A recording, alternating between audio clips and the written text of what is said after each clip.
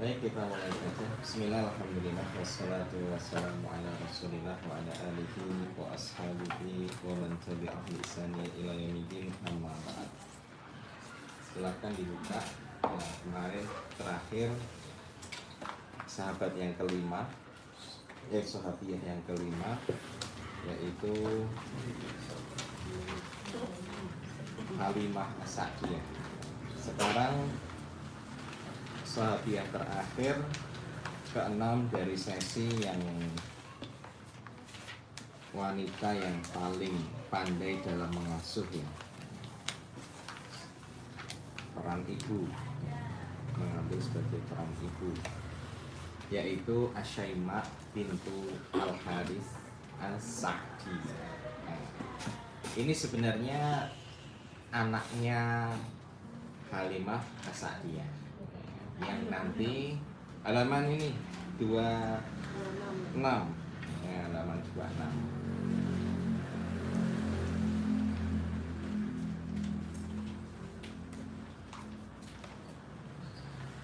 Sebentar aku ini.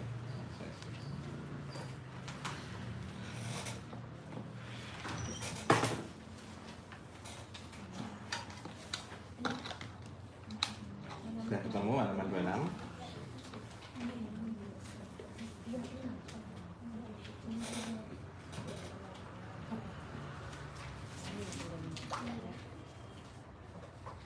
Kita masuk ke Asyaimah.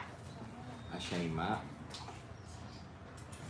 bintu Al-Harith As-Sa'di.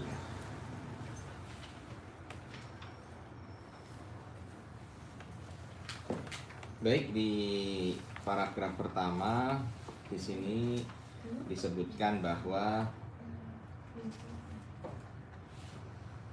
man minna la yadkur Asyaimah As-Sa'diyah hadinatan rasulina sallallahu alaihi wasallam hina yasma' dzalikal ism al-jamil Halimah As-Sa'diyah. Jadi kita itu kalau belajar kehidupan Rasulullah, harusnya kalau ingat Halimah maka ingat sama Syaimah. Cuman ya bisa jadi di antara kita malah baru kali ini dengar gitu ya, nggak belajar. Jadi Asyaimah itu sebenarnya berkaitan erat dengan Halimah As-Sa'diyah. Karena yang namanya ibu itu kan pasti nanti dia akan apa namanya? Ini ngaji bukan? Oh iya. Ngomong. Lewat depan, Mbak. Jangan, gak cukup. Bisa. Lewat depan enggak apa-apa. Lewat mana ini? Di sini aja. Oh situ, tunggu pelan, enggak apa-apa. Lah sudah dapat kitabnya belum? Oh, sudah. Ini ada satu saya. Mana Bu? Oh, situasi longgar. Memang sunahnya nek belajar saling memberikan tafasah dulu, ngasih tempat. Tapi nek nggak pakai meja nggak apa-apa tuh Bu. Enggak apa-apa. Biasa enggak pakai meja.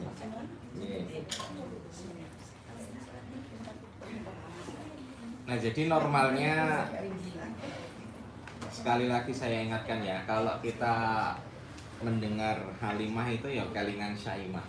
Yang kita kayaknya banyak yang nggak normal karena nggak tahu gitu ya. Tapi nggak apa-apa, ini fungsinya kita belajar bersama. Saya sendiri secara pribadi hanya dengar saja, baru tahu lebih dalam ketika membaca kitab ini. Walaupun tentunya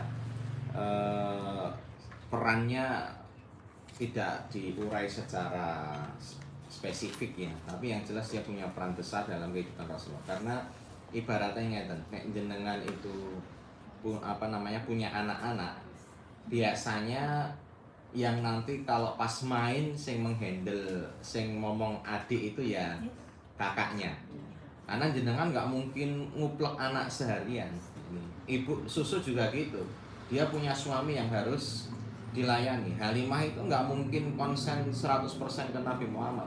Jadi tugas dia ya hanya mengenyangkan saja dan mendidik ya. Tapi ketika nanti dia main dan nanti sebagian besar waktunya akan dihabiskan di luar, nanti sing punya peran justru kakaknya. Kakak biasanya yang tertua atau yang ya intinya lebih tua dari dia gitu ya, yang akan jadi sing ngomong. Nah, di sini yang ambil peran itu Asyaima. Inna Muhammadan kana wahidan abawaihi falaysa lahu akhun au ukhtun minan nasab. Ini perlu digarisbawahi. Nabi Muhammad itu anak tunggal. Jadi nek jenengan itu anak tunggal, kepingin kakak, pengen adik, ya itu yang dirasakan Nabi Muhammad. Nabi Muhammad tuh nggak hanya anak tunggal, tapi juga yatim, plus habis itu piatu juga, sebatang kara. Nah, tapi di sini lagi nahukan lahu ikhwatu minar rodha, termasuk salah satu bentuk kerohiman Allah, kasih sayang Allah itu Nabi Muhammad dikasih saudara-saudara dari persusuan. Otomatis Syaimah itu karena anaknya Halimah, dia menjadi kakak sebagaimana kakak kandungnya Rasulullah. Jadi karena susu itu nanti menjadi daging, sehingga tubuhnya Nabi Muhammad itu tumbuh dari susunya Halimah, sebagaimana tubuhnya Syaimah tumbuh dari susunya Halimah juga. Nah, maka kenapa kok persusuan itu hukumnya seperti nasab? Karena yaitu nanti yang menjadi daging pada tubuh dia. Nah, maka Allah memberikan saudara susu. Faman hum yatar, siapa saja mereka? Nah, di sini disebutkan dzakara Ibnu Ishaq min riwayah Yunus bin Bakir wa ghairihi anhu anna ikhwatun nabi minar radha'ah. Jadi Ibnu Ishaq ini ahli sejarah ya. Ibnu Ishaq itu ahli sejarah. Kalau kita baca sirah maka nanti banyak yang diriwayatkan dari beliau, termasuk Ibnu Hisham, Ibnu Ishaq itu ya. Nah, beliau ahli sejarah meriwayatkan dari Yunus bin Bakir bahwa Nabi Muhammad punya beberapa saudara sesusuan. Di antaranya yang pertama adalah Abdullah. Ini anak-anaknya Halimah ya, dari Al-Harits. Abdullah, kemudian Anisah,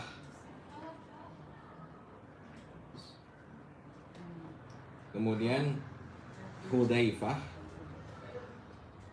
Banul Haris. Mereka bertiga itu anaknya Al-Haris. Al-Haris itu bojone Halimah, garwane Halimah. Dan Hudzafah itu adalah Asyaimah. Panggilan apa namanya? Panggilan terkenalnya Hudzafah itu Syaimah atau nama lainnya. Qala wa dzakaru anna Syaimah kanat tahdhun ar-rasul ma'a ummiha. Kemudian disebutkan bahwa Syaimah ini orang yang nanti mengasuh Rasulullah bersama dengan ibunya.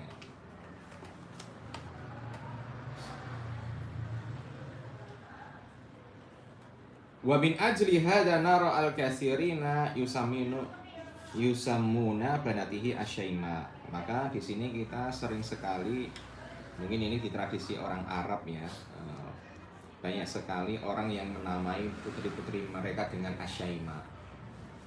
Kalau yang Indonesia masih jarang ya.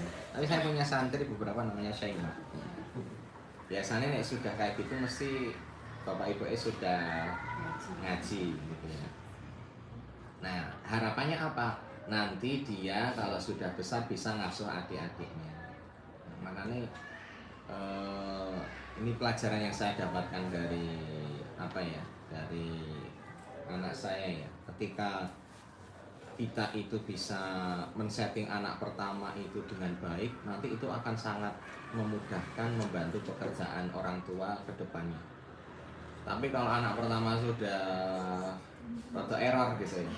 Kayak punya saya kayak rada error gitu ya. Maka agak berat gitu.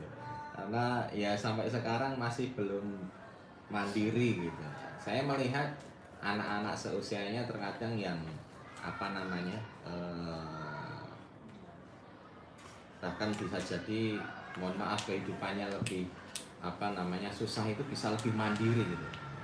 Kenapa kok anak itu biasanya agak manja? Karena rada dienakkan sama orang tuanya. Kenyamanan. Nah, kenyamanan itu nanti menimbulkan kemanjaan. Nah, generasi yang mapan tuh kadang malah menciptakan generasi yang lemah. Gitu. Karena biasanya kita pengennya anak kita jangan kayak kita dulu. Gitu. Nah, makanya kita mengenakkan. Gitu. Ada sebuah siklus ini sedikit ini ya, mungkin beberapa kali saya ulang. Jadi beberapa peneliti itu mengatakan generasi yang susah itu akan melahirkan generasi yang kuat. Mungkin ini bapak-bapak kita dulu kan hidupnya susah sehingga melahirkan kita generasi yang kuat tahan banting gitu ya. Nah nanti generasi yang kuat ini akan melahirkan apa namanya generasi kondisi yang mapan. Kondisi mapan itu yang nyaman, sudah nggak susah lagi.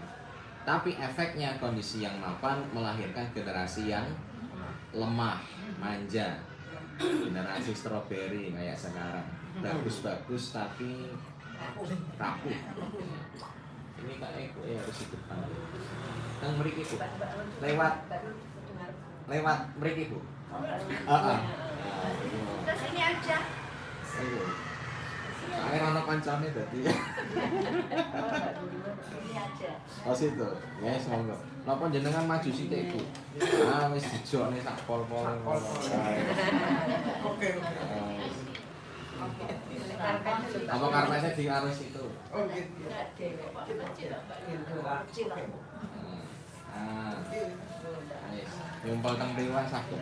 Ah. Agak sini Bu, ben anget.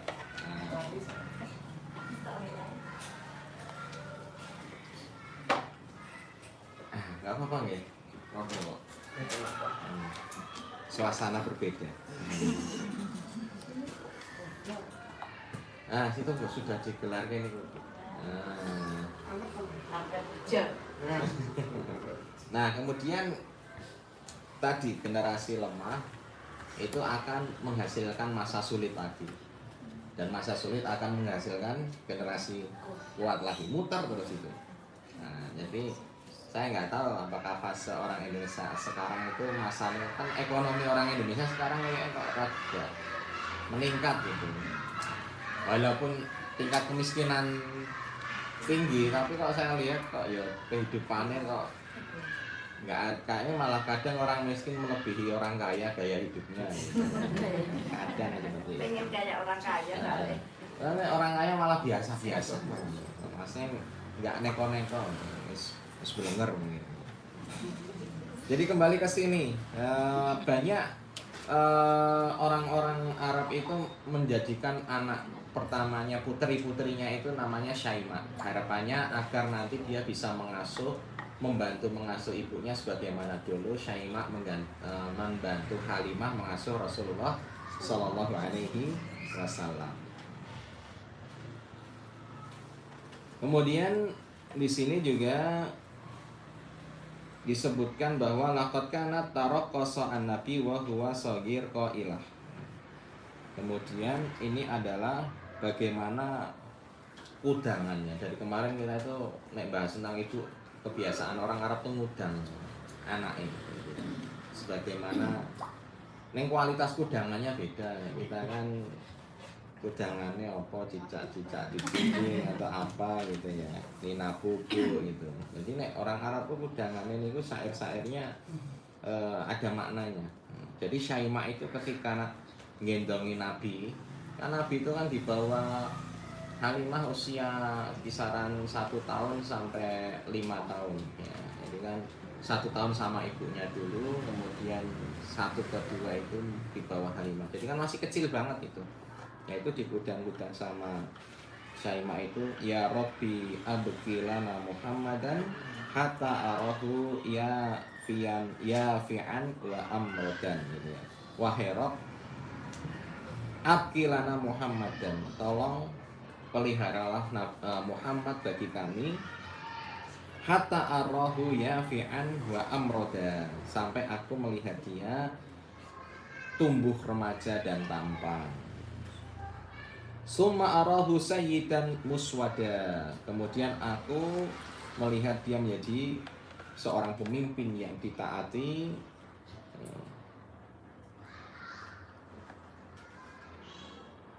waqad a'adihi ma'an wahussada, kemudian hancurkanlah musuh-musuhnya dan juga orang-orang yang hasad kepadanya. Wa a'tihi azza yadumu abada. Ini sebenarnya ada ininya, ada rimanya ya. Nek jenengan lihat kan belakangnya dada semua itu.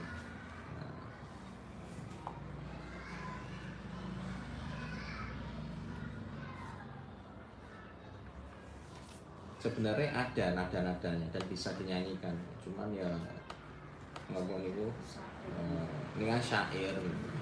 Jadi syair itu kayak lagu, itu sebenarnya nggak ada alat musiknya, itu nggak dipertentangkan oleh para ulama, boleh-boleh aja nih jenengan mendendang-dendangkan apa, yang penting itu buatan bertentangan dengan syariat ya. Tapi kalau apa namanya isinya bermasalah malah nggak boleh. Nah kalau ditambahi musik, nah itu yang jadi perdebatan. Tapi kalau nggak ditambahi musik ya aman-aman aja. Nah di sini kita tahu bahwa udangane sinten iki Syaimai luar biasa niki.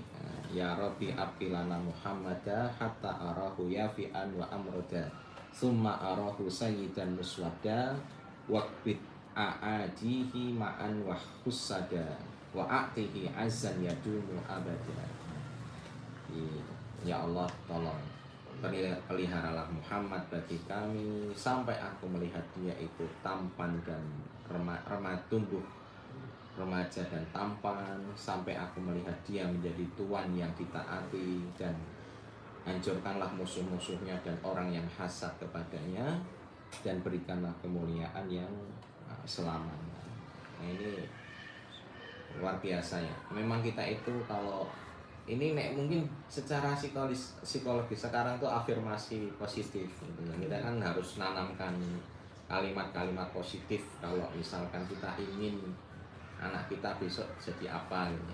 Saya itu punya teman yang dari kecil itu dia manggil anaknya Ustadz dan Ustadzah. Jadi masih kecil-kecil tuh dipanggil Ustadz dan Ustadzah karena mungkin dia memang ingin banget anaknya jadi Ustadz dan Ustadzah. Tapi nih saya kok lucu menurut saya gitu ya. Tapi ya gak apa-apa, itu kan bebas-bebas saja ya. Kemudian selanjutnya ada seorang penyair yang di sini ada komentar qala fakana Abu Urwah itu ahli syair ya. Al-Azadi idza ansyada hada yaqulu ma ahsana ma ajaballahu du'aaha. Betapa indahnya bagaimana Allah itu menjawab doa Syaimah ini. Dan ternyata memang benar, Nabi Muhammad itu dipelihara Allah sampai dewasa, nanti sampai bisa ketemu lagi dengan keluarga-keluarga susunya. Kan kemarin di episode Halimah kan sedikit disinggung bagaimana ketika Rasulullah menang perang, tiba-tiba ada orang tua datang sama wanita yang mendampinginya gitu. Terus sama Rasulullah dibentangkan selendang, kemudian duduk berdua di samping Rasulullah, dan Rasulullah sangat takzim kepada mereka. Nah, orang yang mu'alaf itu yang ada di sekeliling Rasulullah pada bingung itu siapa gitu. Kemudian ada yang ngasih tahu itu adalah ibu susunya Rasulullah, dan Syaimah juga itu kakaknya tuh. Nah maka bagaimana Allah menjaga Rasulullah sampai dewasa, sampai menjadi pemimpin, kemudian ditaati oleh orang seluruh pengikutnya. Tidak ada pemimpin yang ditaati lebih dari 1 abad kecuali Rasulullah. Semua pemimpin itu hilang kekuasaannya dengan hilangnya dirinya gitu ya. Napoleon dan sebagainya nggak ada yang ini. Tapi Nabi Muhammad walaupun meninggal tapi ditaati sampai akhir zaman. Nah ini bagaimana Allah menjawab doa Syaimah itu luar biasa. Kemudian wa yaqulu Ibnu Sa'ad kanat asyaimah tahdun an-nabi wa tuwarrikuhu. Ibnu Sa'ad mengatakan Syaimah itu biasa mengasuh Nabi dan mendudukkannya di pangkuannya. Jadi ketika ngedang itu didudukkan di pangkuannya. Saya jadi heran ya, kualitas anak-anaknya sudah hebat-hebat ya. Makanya orang Arab Badui itu terkenal fasih bahasanya.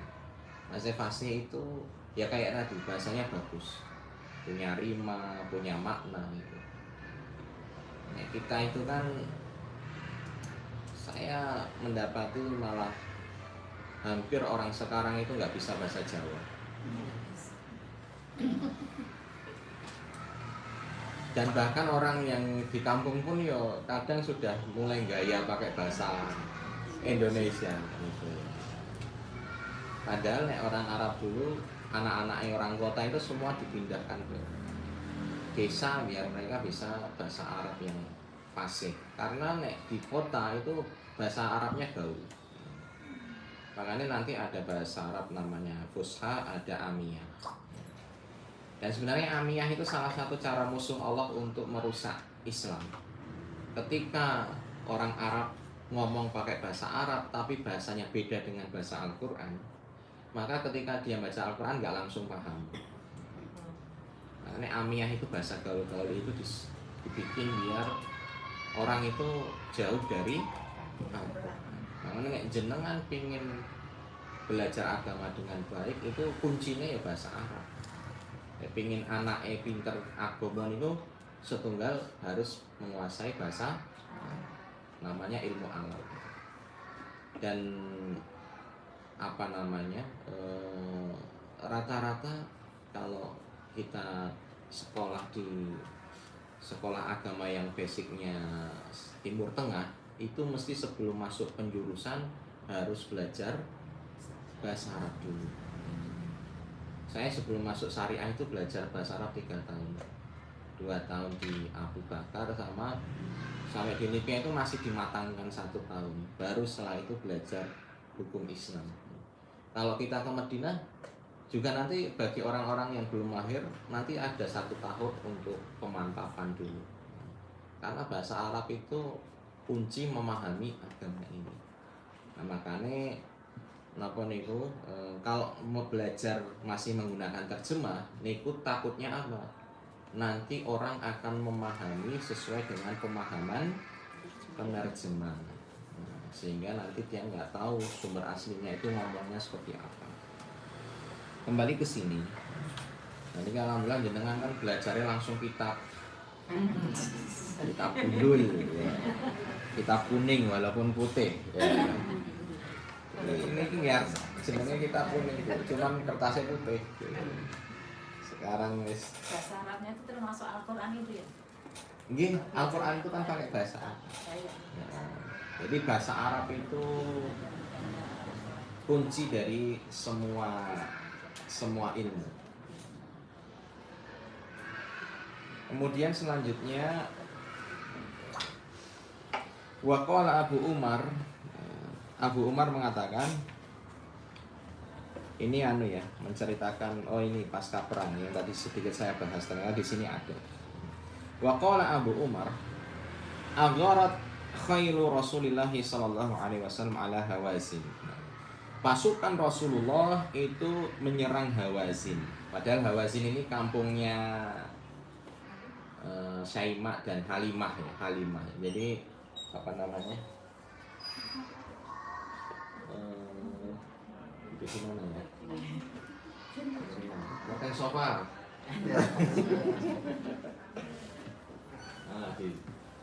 Ini hijau aja.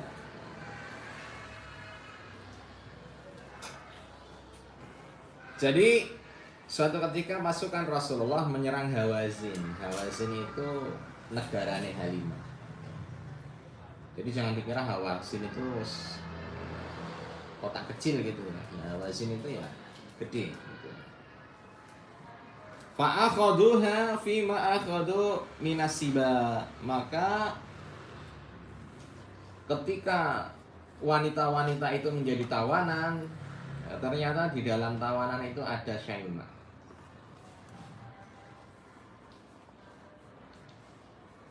Faqalat lahu, maka Syaimah ini membisiki pasukan Rasulullah, ana ukhtu sahibikum, aku tuh saudaranya pimpinan kalian deh.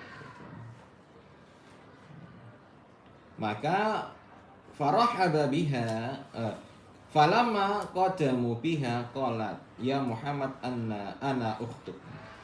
Ketika dihadapkan kepada Nabi Muhammad, maka Syaimah itu mengatakan ya Muhammad. Jadi langsung senengnya, padahal nggak ada saat itu yang berani manggil Nabi Muhammad pakai nama beliaunya.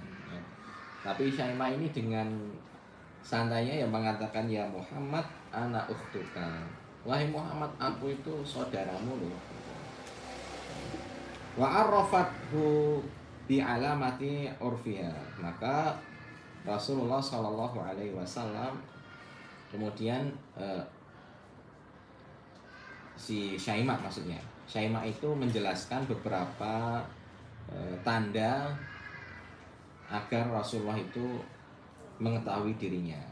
Maka setelah itu Rasulullah langsung farahaba biha. Rohaba itu menyambut dengan penuh sukacita, kayak marhaban ya Ramadan gitu ya. Jadi rohaba itu. Jadi kemudian Nabi Muhammad menyambut dengan sukacita, wa basata ridaahu, bahkan beliau menggelar selendangnya, wa ajlasaha alaihi, kemudian mempersilahkan duduk di atasnya.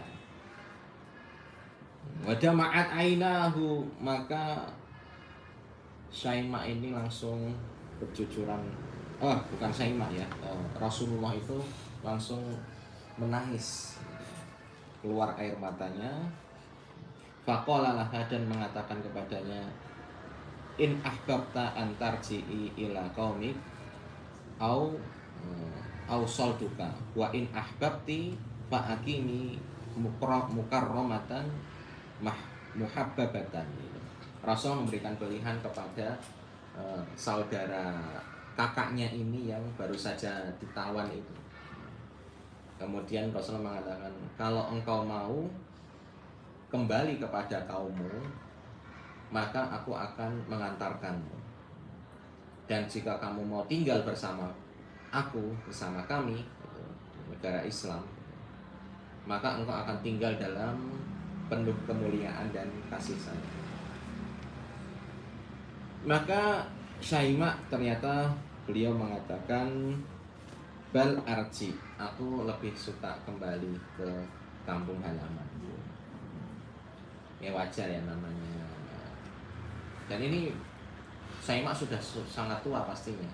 Rasulullah kan saat itu juga usianya sudah sangat tua, beliau mungkin sudah 60-an gitu ya. Dan Syaimah ya pastinya ya lebih tua dari itu. Nah, maka dia lebih memilih pulang kampung, kemudian fa'aslamat, kemudian berislam Syaimah.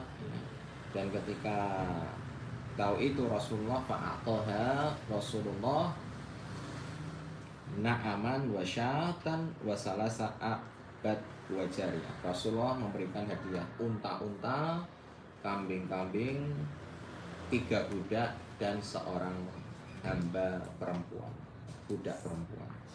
Jadi dikasih banyak sekali sama Rasulullah. Jadi 3 budak sama 3 budak laki-laki, 1 budak perempuan, itu kan nilainya katakanlah 4 miliar gitu ya. Unta-unta, kambing-kambing itu ya mahal. Jadi Rasulullah itu sangat menyayangi kakaknya. Ini juga pelajaran bagi kita bahwa kita itu tidak boleh melupakan jasa orang yang dulu pernah ngasuh kita.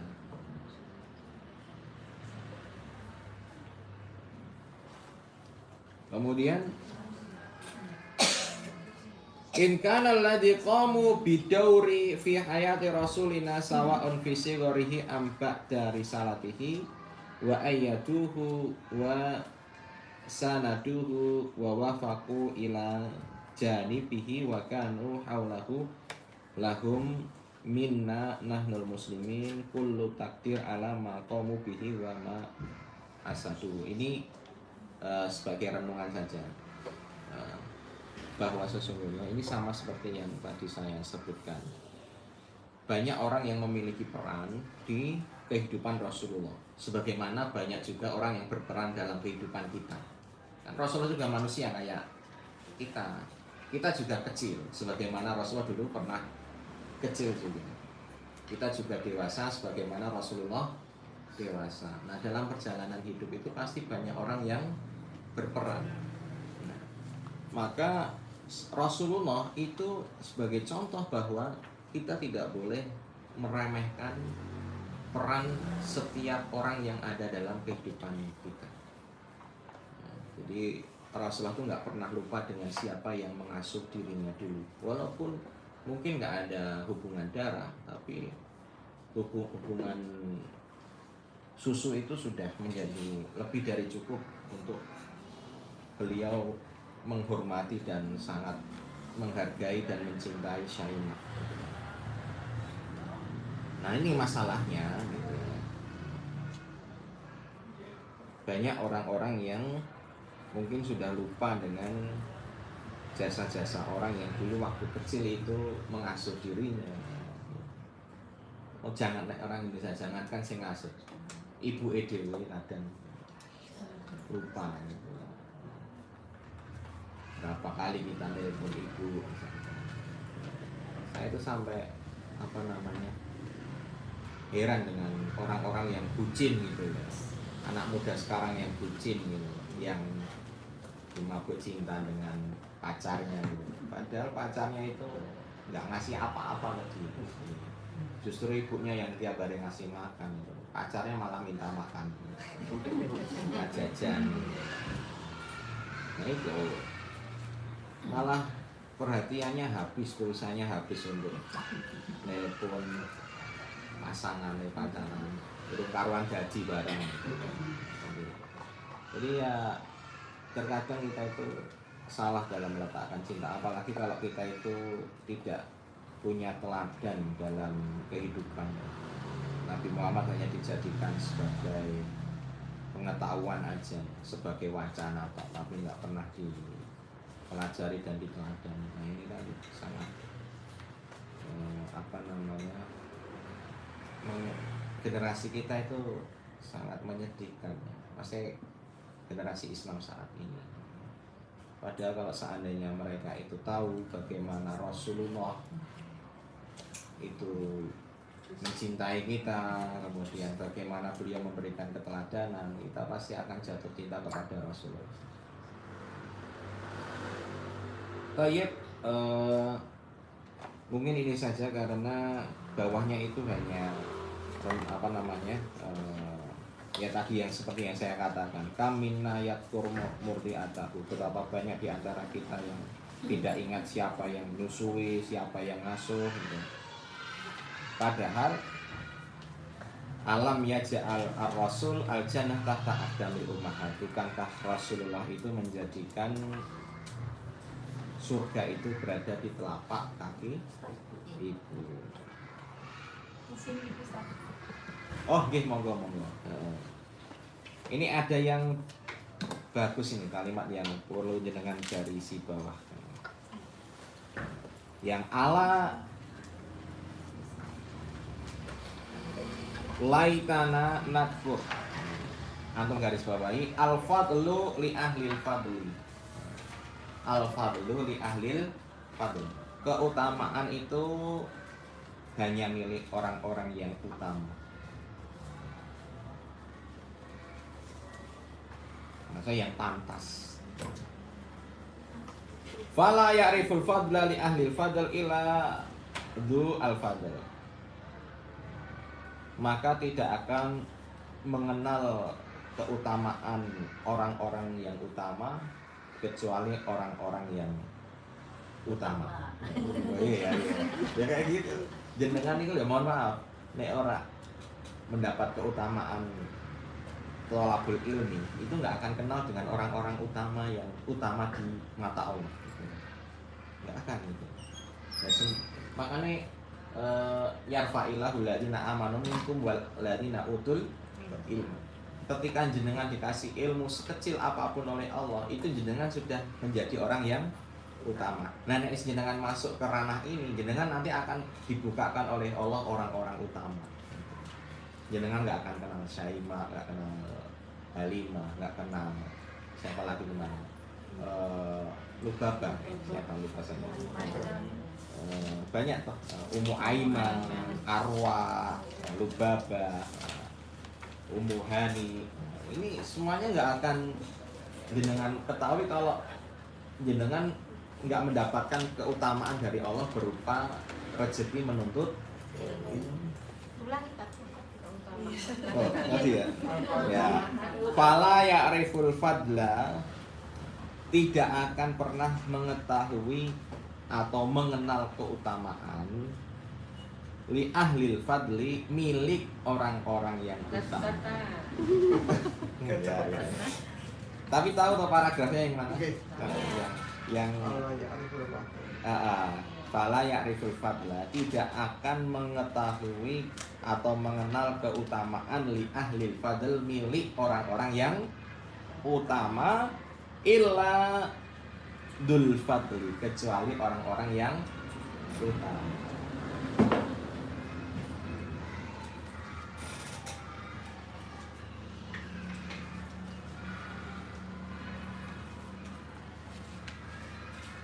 Jadi terkadang kita itu ini kayak contohnya paling mudah tadi Saima datang itu, orang banyak yang nggak tahu siapa dia, nggak kenal dengan keutamaan dia. Kenapa? Karena nggak kenal. Tapi ketika di sisinya Rasulullah gitu, Rasulullah sangat memuliakan Syaimah. Kenapa? Karena Syaimah itu adalah orang utama dalam pandangan Rasulullah. Nah, orang-orang yang tahu siapa Syaimah, mereka akan mengutamakan Syaimah. Tapi orang yang nggak tahu ya akan biasa saja. Kayak jenengan misal ketemu sama hari ini ketemu yang jenenge Uwais Al-Qarni, itu nggak akan memandang sebagai orang yang utama. Kenapa? Karena Uwais itu cuma penggembala, tampilannya sangat tidak meyakinkan gitu. Orang biasa, bajunya ya lusuh, terus apa namanya, bahkan orang-orang sekitar itu menganggap dia hanya orang biasa. Tapi ketika dia meninggal, semua heran, sak kampung heran. Ini kok banyak orang berdatangan, ngurusi jenazahnya, memandikan, mensolatkan, menguburkan. Dan ternyata semua itu bukan ahli dunia. Mereka semua adalah ahlus sama, penduduk langit. Karena memang Urwah itu ahlus sama yang tinggal di bumi. Maksudnya dia ini sebenarnya manusia yang keutamaannya itu sangat tenar hingga penduduk langit, walaupun tidak diketahui oleh para manusia. Nah, di antara manusia bumi itu ada yang sama Rasul itu dikasih tahu kalau Urwah itu utama. Salah satunya Umar bin Khattab. Makanya Umar tuh dibolehin sama Rasulullah, nanti kalau ketemu orang sirinya gini namanya Urwah, kamu minta doa sama dia. Sampai ketika musim haji itu Umar nyari, dan ternyata ketika dia dapati Urwah itu, dia tanya sesuai dengan ciri-cirinya, dia cium tangannya itu. Jadi Urwah yang tampilannya cuman wong desa itu sama Umar di cium tangannya, kemudian dimintai doa. Umar ya kaget gitu, pemimpin presiden sampai kayak gini. Baru Umar setelah itu mengabarkan ke Urwah. Tapi Urwah tetap bilang ke Umar jangan dibilang ke siapa-siapa, nggak boleh. Ya, Urwah nggak ingin orang tahu kalau apa namanya, misalkan Rasulullah cerita ini itu. Jadi memang apa namanya? Kok Urwah sih? Uwais, maaf. Uwais warning. Jadi ya tadi, kalau jenengan itu menjadi orang yang utama, misalnya jenengan akan mengetahui keutamaan orang-orang yang utama. Ya, begitulah. Kita masuk ke selanjutnya, yaitu sanian al-mar'ah al-muslimah zaujatan. Kalau tadi yang pertama itu 6 nama yang luar biasa dalam perannya sebagai ibu pengasuh. Sekarang kita akan disuguhkan 6 nama yang luar biasa yang mengambil peran sebagai zaujah atau istri. Yang pertama adalah Khadijah Ummul Mukminin. Khadijah ibu kita semua. Yang kedua Saudah bintu Zam'ah. Ini istri Rasulullah juga, sama juga Ummul Mukminin. Kemudian yang ketiga Zainab bintu Muhammad, ini putrinya Rasulullah Sallallahu Alaihi Wasallam.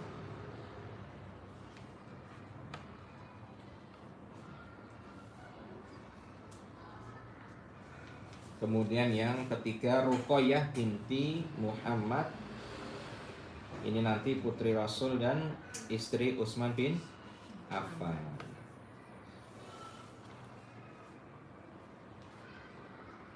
Yang kelima Ummu Hakim zaujah Ikrimah.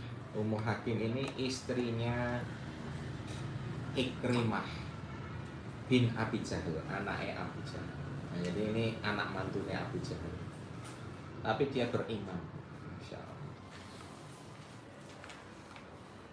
Dan yang terakhir Khawlah bintu Malik bin Sa'labah. Khawlah itu nanti adalah wanita yang kasusnya nanti akan dicatat oleh Al-Quran. Wanita cerdas. Khawlah binti Malik bin Sa'labah.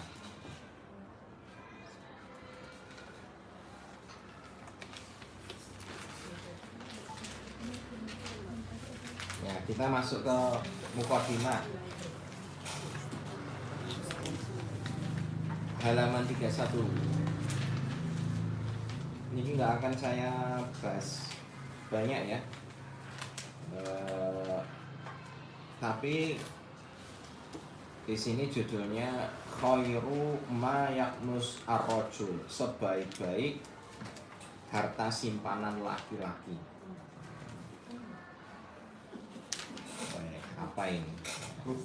Jadi harta terbaik laki-laki itu bukan mobil, rumah, motor, pancing atau apa gitu. Ini kan orang ngoleksi pancingan sampai jutaan gitu ya. Tapi Rasulullah mengatakan ala ukhbiruka bi khairi ma yaknus. Mau nggak kalian aku kasih tahu apa simpanan terbaikmu? Investasi terbaikmu itu apa?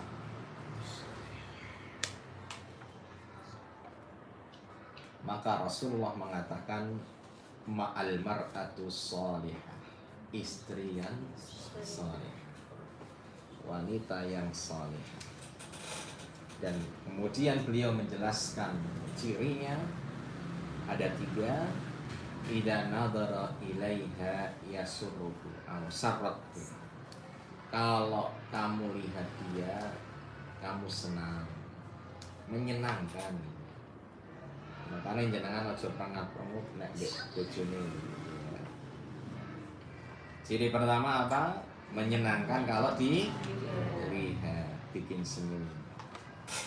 Wa in amaraha ata'athu, dan kalau diperintah maka dia akan mengerjakan. Ora sik gitu ya. Syik. Wa in ghaba anha hafizathu, dan kalau dia nggak ada maka dia akan menjaga kehormatan, harta dan kehormatan.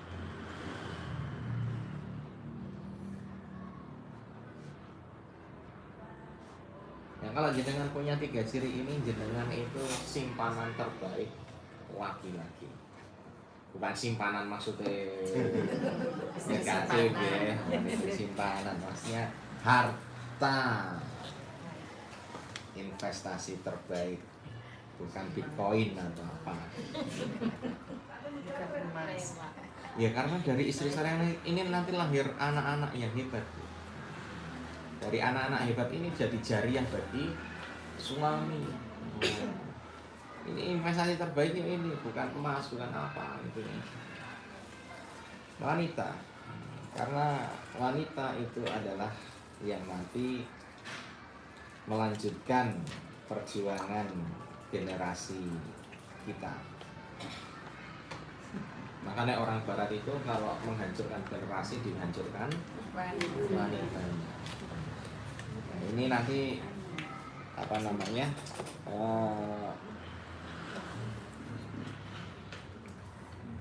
ada beberapa apa ya, kalau di paragraf selanjutnya itu sebenarnya sedikit penjelasannya. Mungkin yang dari kita garis bawahi yang ini, inna ala qataha bi zawjiha qawamiha al-hub al-mutabadil gitu ya. Sesungguhnya Yang mana Kak? Halaman berapa Kak? 31. paragraf kedua yang ada titik-titik itu,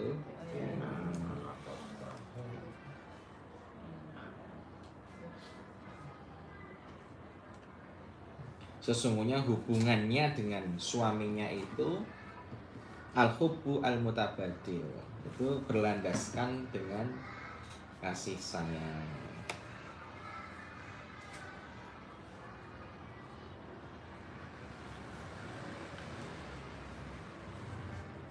Mohon maaf ya, al-hubbu al-mutabadil itu lebih tepatnya cinta yang saling menguatkan.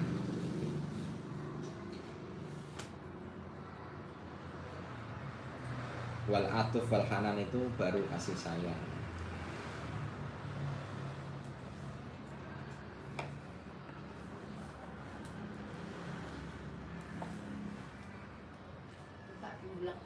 Oh ya, inna ala qataha bi zawjiha qawamuha al-hubbu al-mutabadil. Sesungguhnya hubungan seorang istri dengan suaminya itu ketika dia bisa menghadirkan cinta yang saling menguatkan, wal atfu wal hanan kasih sayang, al isar itu mengutamakan, mendahulukan yang lain atau pasangan, mendahulukan pasangan atau mendahulukan kepentingan bersama. Wal badal itu pengorbanan. Bukan pengorbanan ya. Badal itu lebih ke memberi. Karena pengorbanan itu tadhiyah, setelahnya itu baru pengorbanan. Badal itu yang saling memberi. Dan fida itu ya pengabdian.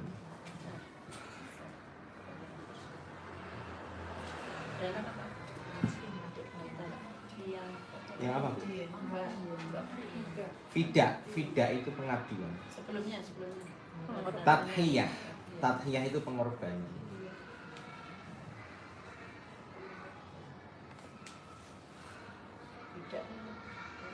Badal itu mengeluarkan sesuatu atau memberi, saling memberi. Fida itu pengabdian.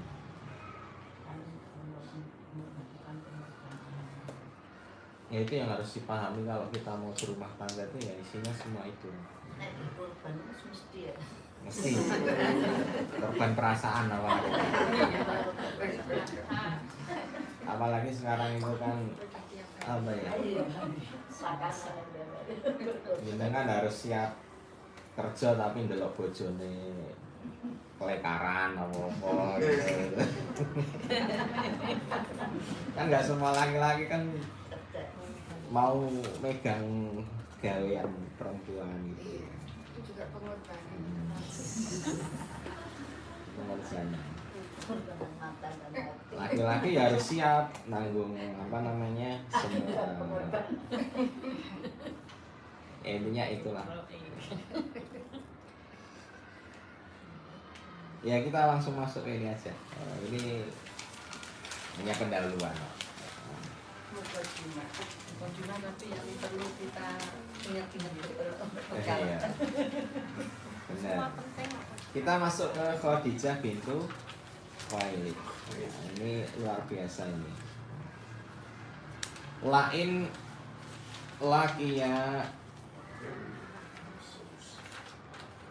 an-nabi min rijalin Quraisy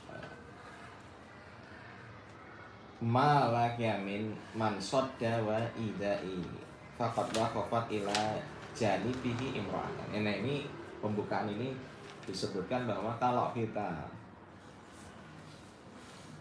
mempelajari kehidupan Nabi, ketika Nabi itu menghadapi pertentangan dari orang-orang Quraisy, maka kita dapati ada dua wanita yang berdiri tegar untuk menjadi tameng Rasulullah. Siapa itu? Dua orang itu adalah Khadijah bintu Khuwailid dan Fatimah binti Asad. Wah, ini siapa ya Fatimah binti Asad? Ada yang tahu? Fatimah binti Asad itu istrinya Abu Thalib.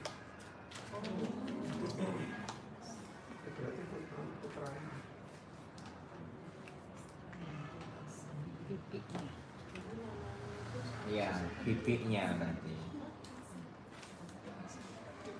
Jadi di awal-awal dakwah, dua wanita yang menjadi pelindung Rasulullah itu adalah Khadijah dan Fatimah. Binti Abu Thalib. Kok binti Abu Thalib? Binti Asad. Istrinya. Istrinya Zauju Abi Thalib.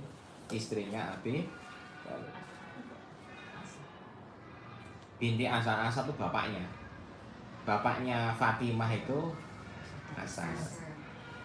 Suaminya Abu Thalib.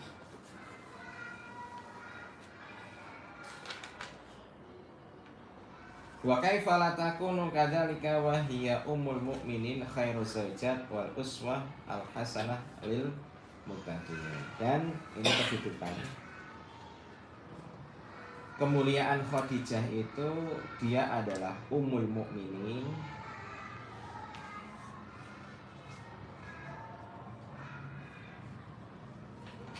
Ummul mukminin itu berarti ibunya seluruh orang beriman. Kemudian khairuz zaujat, sebaik-baik istri, wal uswah hasanah lil muqtadin, dan juga sebagai teladan terbaik bagi orang-orang yang ingin mencari idola, sosok dijadikan idola.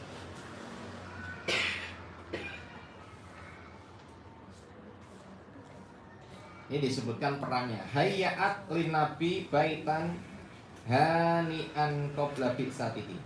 Beliau itu menyiapkan rumah yang nyaman sebelum Rasulullah diangkat menjadi nabi atau rasul. Rasulullah itu kan diangkat di usia 40 tahun, menikah di usia 25. Berarti 15 tahun itu kehidupan rumah tangganya sangat nyaman sekali. Karena Khadijah saat itu wanita terkaya di Makkah. Bahkan ada yang mengatakan seandainya harta orang seluruh Mekah dijadikan satu, itu nggak bisa nandingi hartanya Khadijah. Nah, maka ini bukti sebaik-baik harta itu di tangan orang yang baik, orang beriman. Jadi memang Rasulullah itu janda kaya, insya Allah. Wa a'anat su'ala ta'amul fi ghari Hira, dan beliau itu yang nanti menyiapkan seluruh bekal ketika Rasulullah menyendiri di gua Hira.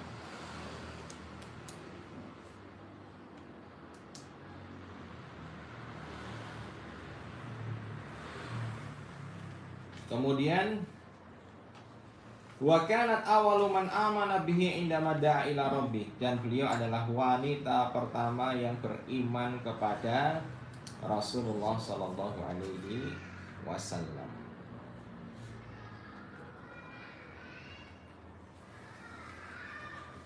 Wa kanat khairu man wasahu fi nafsi wal mali wal ahli, dan beliau itu orang yang paling berkorban jiwa, harta maupun keluarga untuk perjuangan Islam.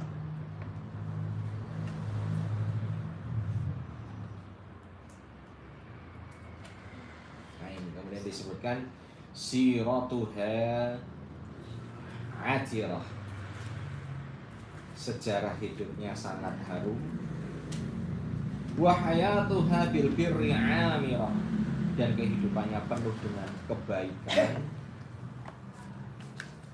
Wa nafsuha bil khairi zakhirah, dan juga jiwanya itu sangat penuh dengan kebajikan. Nah, ini ungkapan dari penulisnya. Bagaimana Khadijah itu kehidupannya isinya cuma amal soleh tok. Ibaratnya seorang wanita yang sudah selesai dengan kehidupan dunianya, terus butuh apa ya, healing atau apa, sosialita atau apa. Jadi dia pokoknya sisa hidup saya ini ya untuk Rasul, untuk berjuang. Ya bayangkan usianya sudah 40 tambah 15. Berapa Bu? 55. Di sini ada yang 55. Ya Bu. 70 ada, hampir 70 ada. Di atasnya. Tapi di sini kayaknya 20 semua. Tambahin masing-masing. Rata-rata 20. Unjulannya yang beda-beda. Jadi saat itu usia Ibunda Khadijah itu sudah 55 ketika awal perjuangan dimulai. Jadi ibaratnya usia 55 wis wayahe golek sangu akhirat. Apalagi beliau wis nggih dunya wis turah-turah gitu ya. Kemudian kita sebagai buktinya kita akan mendengar kesaksian Rasulullah. Rasulullah mengatakan amanat bi itkafaronas, dia itu adalah orang yang percaya padaku, beriman kepadaku di saat semua orang tidak percaya dan kufur. Wa saddaqatni wa kadzdzabani nas, dan dia itu membenarkanku di saat semua orang mendustakanku. Wa wasatni bimaliha idza harramani nas, dan dia itu menggelontorkan seluruh hartanya untuk aku di saat orang tidak mau memberikan kepada. Kan Rasul pernah diboikot selama 3 tahun lebih, di mana semua orang nggak mau nikah, transaksi, semuanya nggak mau. Tapi Khadijah membackup semua kebutuhan. Ya, itulah yang menjadikan Khadijah itu tidak tergantikan di sisi Rasulullah Sallallahu Alaihi Wasallam. Fama baluna nabahas anil qudwah huna wa hunaka wa amamana khairun nisa al alamin. Maka kenapa kita sibuk nyari sosok kesana kemari, teladan sana kemari. Di hadapan kita itu ada sebaik-baik wanita sepanjang zaman, yaitu Khadijah bintu Khuwailid. Nggak usah silau dengan siapa ya artis-artis wanita gitu. Ketoknya kok uripe enak gitu ya. Dengan rasa silau Nia Ramadhani anak akeh tapi happy gitu ya, orang mumet di anaknya gitu ya. Karena setiap anak punya pengasuh gitu ya. Nggak usah silau dengan wanita-wanita luar gitu. Jadi istrinya pemain sepak bola terkenal gitu, atau apa.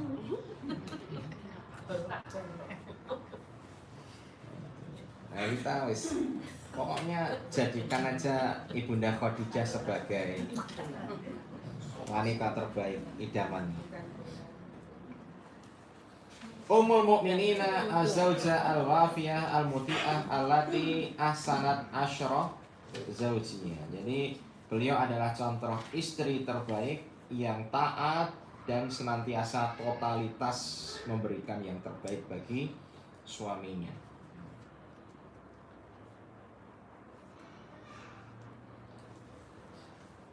Ini diulang lagi. Wa a'anatsu ala khalwatihi qabla al-bi'sah wa sabatatsu wa shadaqatsu. Beliau itu membantu menyediakan bekal ketika Rasulullah berkholwat ya. Di saat istri-istri itu ngondeli bojone nggak boleh kemana-mana gitu ya. Khadijah malah mendukung. Ya udah kalau mau berkholwat silahkan. Kemudian selanjutnya juga di saat orang-orang wasabaqat anas ila imani bi risalati. Bahkan saya pernah mendengar seorang ulama itu mengatakan pahala orang beriman itu semuanya dipek sama Khadijah. Karena beliau yang memberikan teladan pertama beriman kepada Rasul, sehingga semua orang yang beriman setelahnya mengikuti jejak-jejak Khadijah. Semua pahalanya akan dikopi sama Allah dan diberikan kepada Khadijah. Ya, ini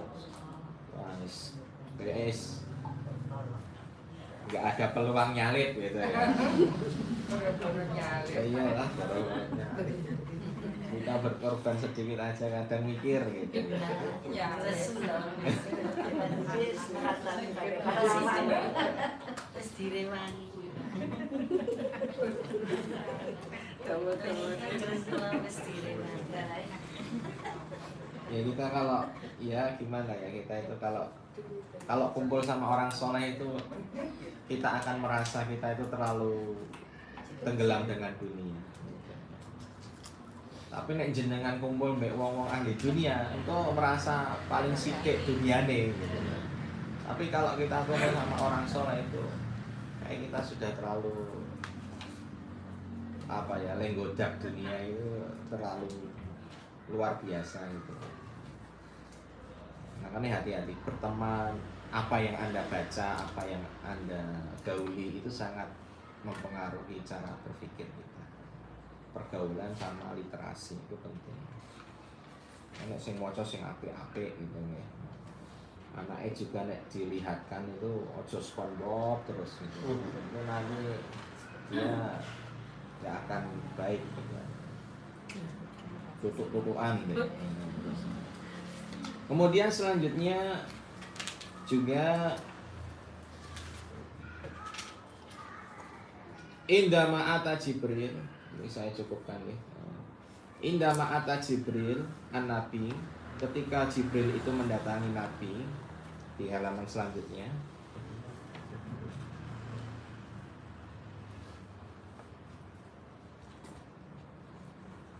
Tadi saya mengatakan apa?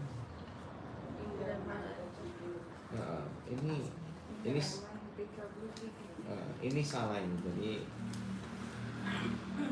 bukan an-nabiyyu, nabi ya itu. Jadi artinya ketika Jibril mendatangi Nabi. Jadi nek bahasa Arab baca A sama U jadi beda.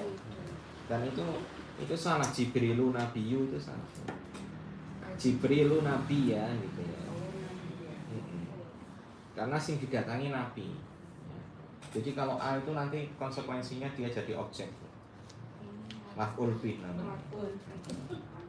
Wis nera mudeng sing penting krungu sik gitu. Kenalan sik. Jadi SPOK kan.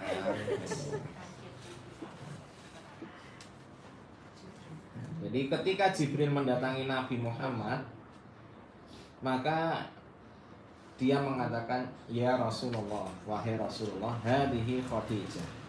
Ini loh, ada bentar lagi ada Khadijah. Qad atat ma'aha ina fihi idam wa ta'am aw syarab. Dia itu datang kepadamu bawa nampan isinya lauk, makanan dan minuman. Faidah hiya atatka, nanti kalau dia sudah sampai ke kamu, faqra 'alaiha salam, tolong sampaikan kepadanya salam min rabbiha, dari Tuhannya, wa minni, dan dari saya. Saya baca ini merinding. Kenapa? Masya Allah. Ada orang kok dapat salam langsung dari Allah dan makhluk paling dipercaya, terdekatnya Jibril. Jadi malaikat Jibril mengatakan, tolong sampaikan salam kepadanya dari Tuhannya dan dari saya, dari Jibril. Wa basyirha, dan hebatnya ini di sini. Dan berikanlah kabar gembira kepadanya bi baitin fil jannah, dengan rumah yang ada di surga yang sudah disiapkan spesial untuk dia, min qasbin, dari mutiara, la sohba fihi wala nasoba, yang nanti di dalamnya tidak ada kebisingan dan juga tidak ada keletihan.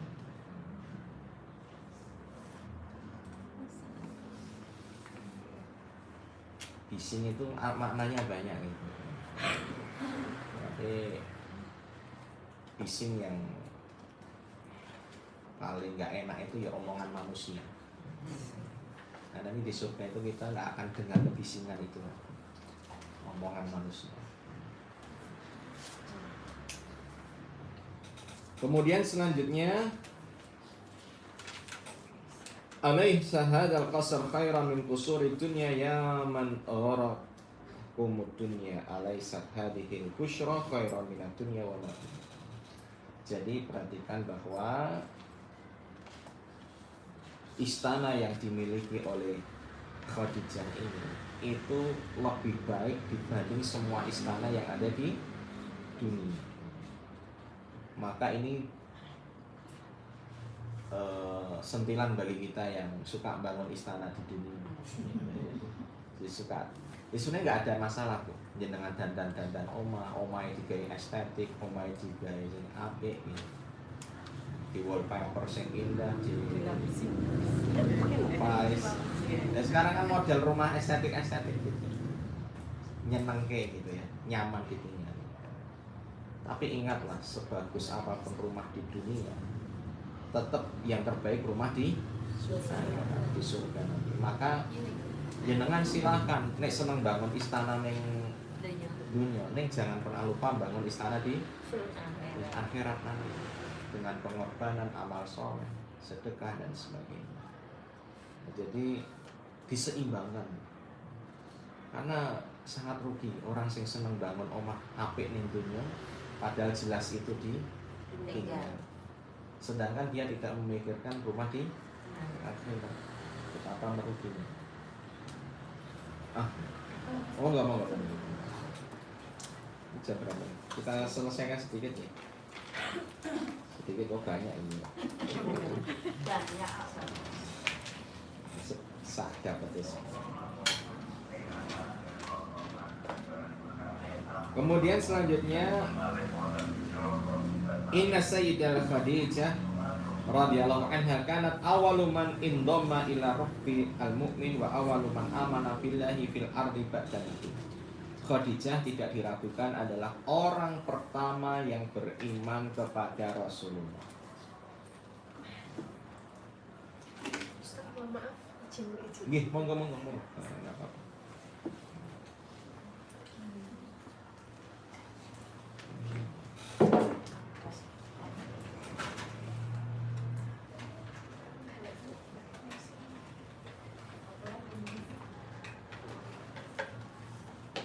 Ini sebenarnya penjelasan semuanya.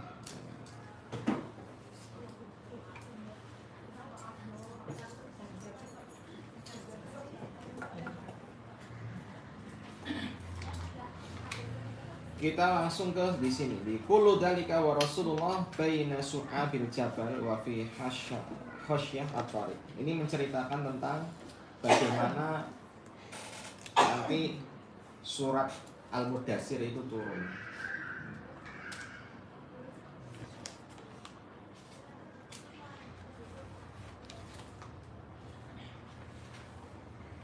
Lama nazala yanzil an-nabi, ketika Rasulullah itu turun,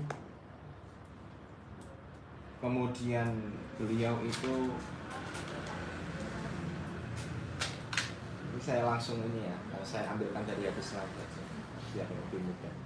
Jadi Rasulullah itu pernah turun dari Gua Hira, dan saat itu masa fatrah. Masa fatrah itu masa di mana wahyu sempat terputus. Jadi surat Al-Alaq turun, habis itu nggak turun lagi. Cukup lama, sampai Rasul itu bingung. Sebenarnya saya itu kemarin yang datangi siapa, nabi beneran atau enggak? Sehingga akhirnya Rasulullah SAW ketika menuju ke rumah, tiba-tiba ada yang memanggil, ya Muhammad gitu. Nah, beliau celinguan kanan kiri nggak ada orang, depan belakang nggak ada orang. Nah, kita kan jalan sendirian di tengah malam ada yang manggil mesti lari merinding. Nabi Muhammad sebenarnya takut, ngoplok gitu. Ketika beliau melihat ke atas itu ada Jibril sedang duduk di atas singgasana. Itu Nabi sangat takut sekali. Kemudian pulang, ya, di hadis surat Al-Mudaththir itu kan, kemudian setelah itu beliau kan mengatakan dasiru, tolong selimuti saya. Kemudian setelah itu Khadijah saat itu nggak tanya apa-apa, ya namanya wong itu kudune kepo aslinya.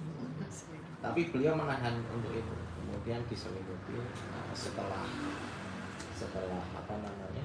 Setelah tenang baru Rasulullah menceritakan.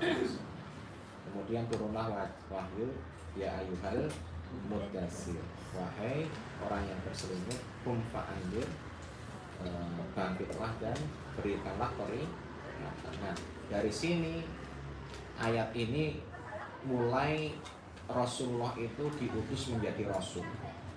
Nek dulu itu Nabi, nek sekarang Rasul. Rasul itu berarti sudah punya tanggung jawab untuk menyampaikan apa yang diwahyukan, alias harus mulai berdakwah walaupun diam-diam saat itu. Nah, kalau di sini disebutkan ketika Rasulullah itu berselimut, pulang dari apa namanya dalam kondisi ketakutan, setelah agak tenang, Khadijah itu bertanya, aina kunta ya Abul Qasim, engkau itu kemana saja wahai Abu Qasim, bapaknya Qasim. Fawallahi, demi Allah, laqad ba'astu rusuli, sesungguhnya aku tuh sudah mengutus banyak orang, utusan ini, fitolabika, untuk mencari kamu, hatta balagu Makkah, sampai ke Mekah kosong. Summa raja'u ilayya, dan mereka kembali kepadaku tanpa ada kabar. Kemudian Rasulullah menceritakan semua kejadiannya. Kemudian Khadijah mengatakan, Abashir yabna ammi wasbut fawalladhi nafsi biyadik inilah arju antakuna nabiyyu hadhil ummah. Kemudian beliau mengatakan, Berbahagialah wahai anak pamanku, sesungguhnya, dan tetapkanlah jiwamu, sesungguhnya demi Allah aku berharap engkau itu menjadi nabi bagi umat ini. Langsung ke belakangnya saja, Bu.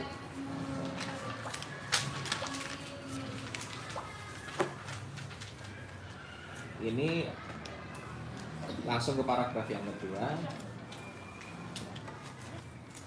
Salam dari Allah ya. Tilka hiya Khadijah allati ba'asallahu ilaiha tahiyatun. Jadi ini sama, hadisnya hampir sama dengan yang tadi, tapi ini tiba-tiba Jibril mengatakan Iqra Khadijah assalam min rabbiha. Jadi sampaikan salam kepada Khadijah dari Tuhannya. Jadi Jibril itu sering sekali mendapat titipan salam dari Allah untuk Khadijah. Maka Rasulullah menyampaikannya kepada Khadijah, ya Khadijah, wahai Khadijah, itu yang tebel itu ya. Hada Jibril, ini ada Jibril. Yukri uka salam min rabbik, yaitu menyampaikan salam untukmu dari Tuhan. Maka Khadijah menjawab, lillahi salam, bagi Allah itu salam atau keselamatan, wa minhu salam, dan darinya itu keselamatan, wa ala Jibril assalam, dan juga salam untuk Jibril. Jadi ini bagaimana Ibunda Aisyah Khadijah menjawab salam dari Allah dan Jibril.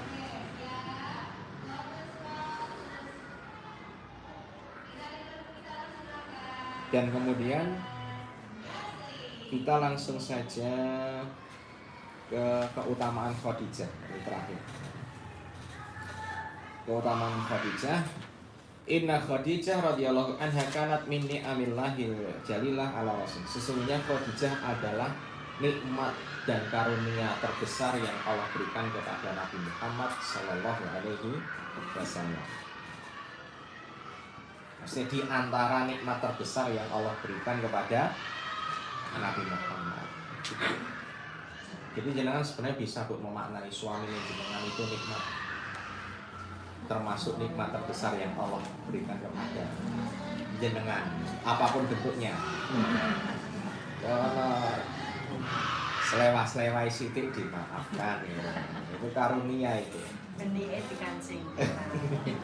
Oh. Nek Rasulullah itu, nek suami itu kan kalau bahasa Jawa benih muncul kancing. Oh, kesempurnaan suami istri. Oh, tak kira benih itu. Orang Jawa kan gitu. Wis bojomu ya padha karo kancing. Nek kancing muncul di benih gitu. Oh, iya. Itu bisa jadi karena dalam Al-Quran kan Inna libasul lakum wa antum libasul lakum. Jadi suami itu pakaian buat kamu, kamu juga pakaian buat suami. Jadi kita itu saling menutupi, saling menghiasi. Ya nek bajune selewas itu dibenerke. Bagiat ma'ahuruf korni tosin ilahi sa'ah kolakol. Jadi beliau itu tinggal seperempat abad ya. Kurang lebih 25 tahun ya. Tinggal bersama dengan Rasulullah dengan penuh kebaikan ya. Bahkan sampai di akhir hayatnya. Dan di sini Rasulullah bersaksi tentang keutamaan Khadijah. Amanat bihina kafara binas, dia beriman kepadaku di saat semua kafir, manusia kafir kepadaku. Wasaddaqatni hina kadabatni anas, dan beliau dia itu membenarkan aku di saat semua mendustakan aku. Wa asyraqatni fi maliha hina harramanin nas, dan dia itu yang nanti mendukungku dengan harta di saat yang lain tidak mau mendukung dengan harta. Dan ini tambahannya Bu, penting. Wa razaqaniyallahu waladaha, dan aku diberikan rizki oleh Allah berupa anak-anaknya. Wa hurrima waladul ghairaha, dan semua istri selain dia itu nggak punya anak. Beliau kan Rasulullah nggak ada anak selain dari Khadijah. Ada tapi meninggal ya. Ibrahim dari Maria.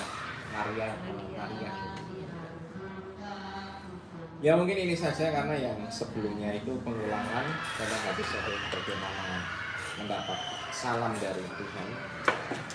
Tapi yang jelas Ibunda Khadijah adalah sosok yang luar biasa, yang pantas untuk jenengan jadikan prototipe. Dan saya sarankan Bu, jenengan cintai Ibunda Khadijah dengan cara mempelajari kehidupannya dan berupaya untuk mengamalkan, meneladani amalannya. Walaupun amalan kita tidak seperti beliau, jelas beda, tapi semoga kita dikumpulkan dengan beliau kelak di akhirat lantaran cinta kita kepada Khadijah. Karena almar'u ma'a man ahab, seseorang akan dikumpulkan bersama dengan orang yang dicintai. Jadi pokoknya nek jenengan kan jenengan wanita nih, jadi sing dicintai ya sahabiah. Walaupun kita mungkin nggak bisa mengamalkan amalan seperti mereka, tapi kita berharap dengan cinta kita kepada mereka, Allah kumpulkan kita dengan mereka. Ya, mungkin ini saja dari saya. Iya. Yang istri Abu Thalib itu berarti keluarga Abu Thalib itu yang kafir cuma Abu Thalib saja ya? Abu Thalib Dan anak-anaknya ada yang kafir. Abu Thalib itu punya anak laki-laki 4. Yang pertama Thalib, kedua Aqil, ketiga Ja'far, keempat Ali. Kemudian sing beriman Ja'far sama Ali. Ini saya bahas yang laki-laki ya, yang perempuan nggak saya bahas. Yang beriman Ja'far dan Ali, yang kafir Thalib dan Aqil. Thalib mati bukan mati, hilang saat perang Badar. Nggak ada yang tahu nasibnya seperti apa. Jadi kita hukumi dia matinya dalam kondisi kafir. Karena memang zahirnya dia masih kafir, belum ada sejarah dia masuk Islam. Kemudian Aqil itu yang nanti menerima harta warisan semuanya dari Abu Thalib. Kenapa? Karena Ja'far dan Ali tidak menerima warisan karena dia Muslim, sedangkan bapaknya kafir. Kafir tidak mewarisi Muslim, Muslim tidak mewarisi kafir. Ini nanti ada di hadis tentang warisan non-Muslim. Jadi Aqil itu nanti yang punya banyak harta dari Abu Thalib, tapi semuanya dijual sama dia, hilang, tak berbekas semuanya. Dan bahkan Rasul juga nggak dapat apa-apa dari warisan. Kan Abu Thalib masih keluarga, jadi keluarga anak presiden ini. Abdul Muthalib itu presiden. Ya sakit orang tahunya kan Abu